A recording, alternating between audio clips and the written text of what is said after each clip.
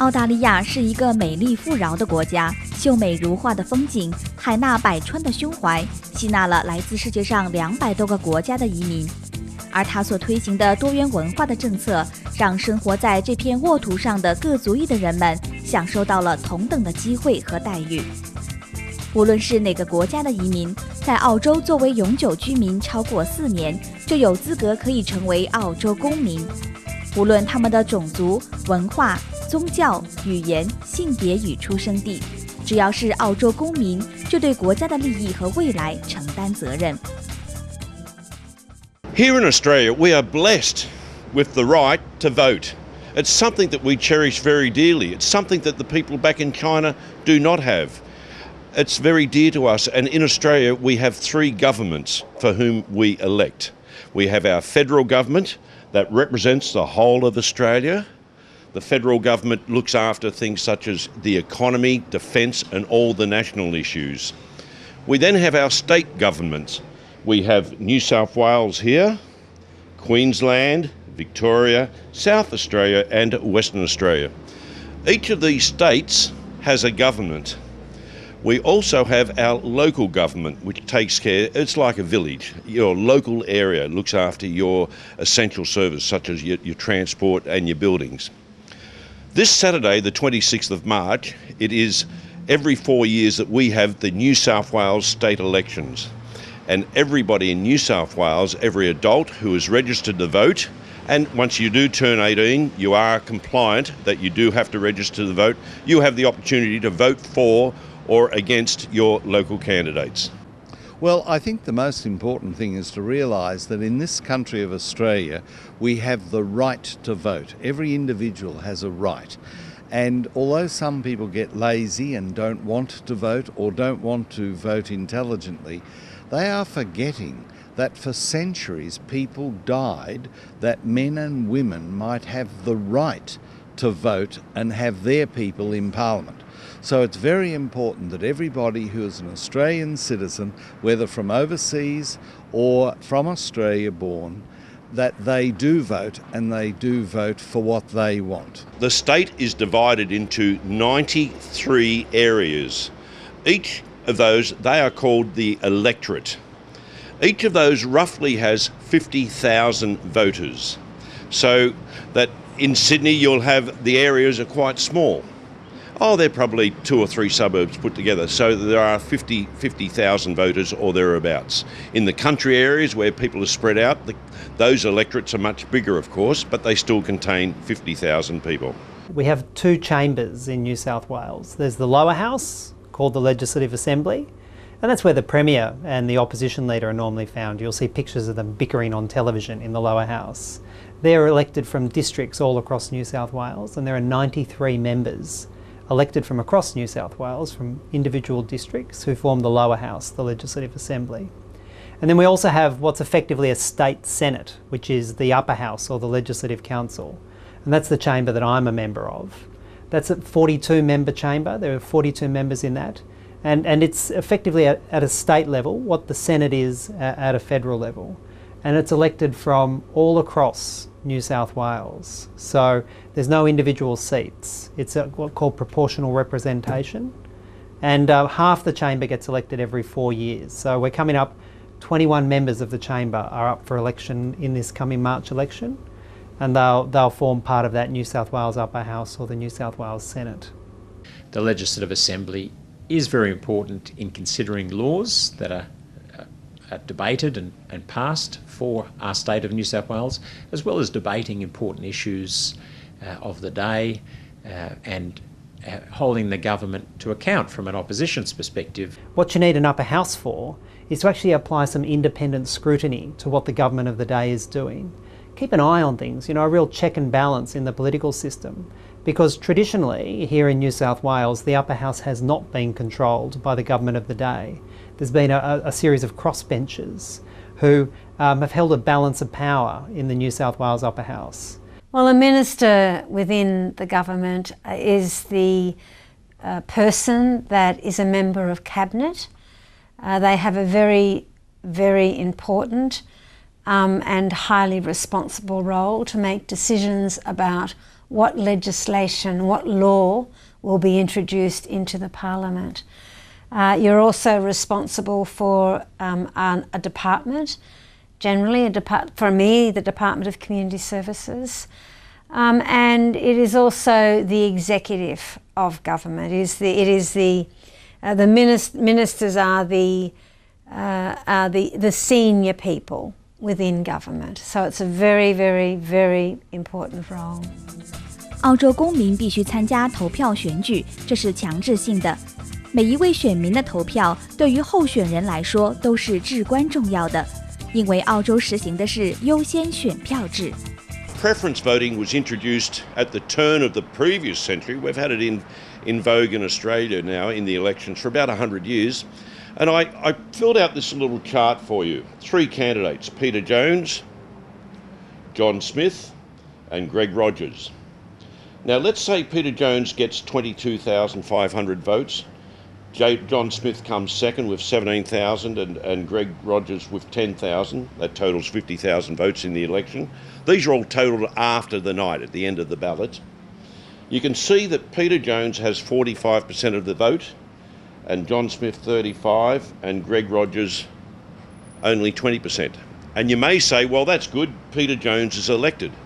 No, he's not. The reason we have preference voting is because although 45% of the people want him to be their member in Parliament, 55% in fact have voted against him. They don't want him.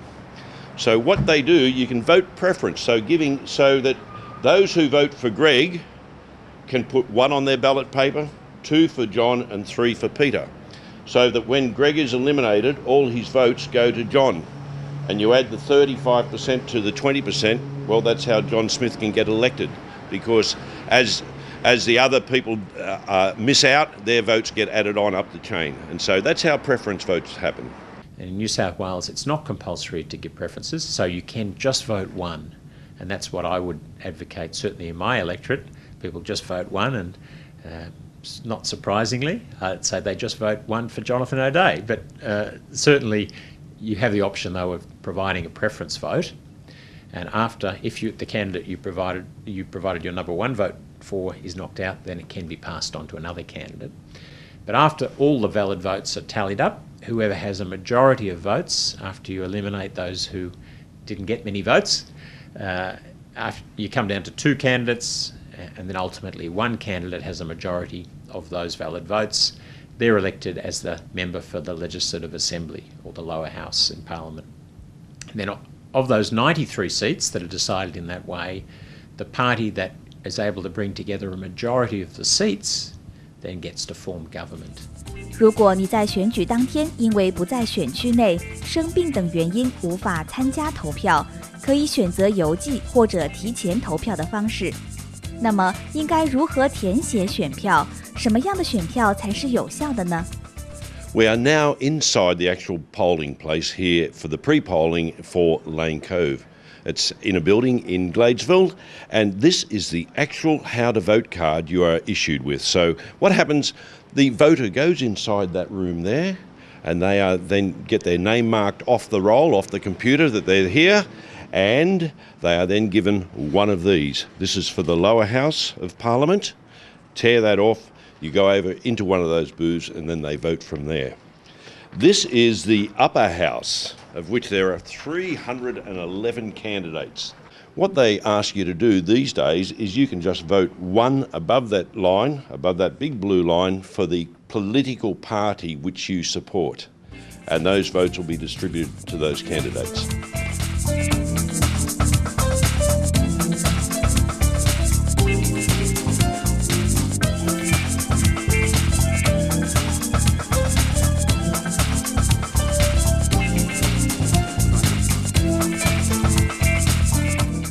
对于大多数人来说，并不十分了解候选人是如何产生的，或者说是毫无概念。 The traditional way of getting elected here in New South Wales has been to join a political party and be put forward after a pre-selection as a candidate for a political party. So you could join the Labor Party and be put forward after you get the support of the Labor Party as a candidate for the Labor Party or the Liberal Party, National Party or the New South Wales Greens.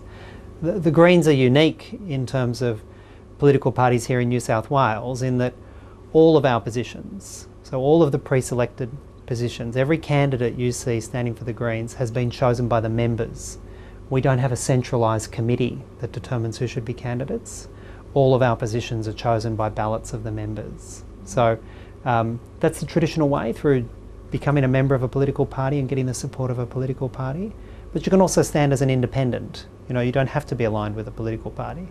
And to stand as an independent in the lower house, you need to find 15 other people from that electorate who are on the roll, who will nominate you in the lower house. And in the upper house, you just need to find 15 people from across the state who are on the roll to nominate you as an independent. And then you go on the ticket. 在纽省2011年的选举中，共有工党、联盟党、基督教民主党、绿党、家庭第一党等党派参加外，还有独立候选人。每个选区的候选人不等。 Labor traditionally is opposed to small business, and as we know in the Chinese community, Chinese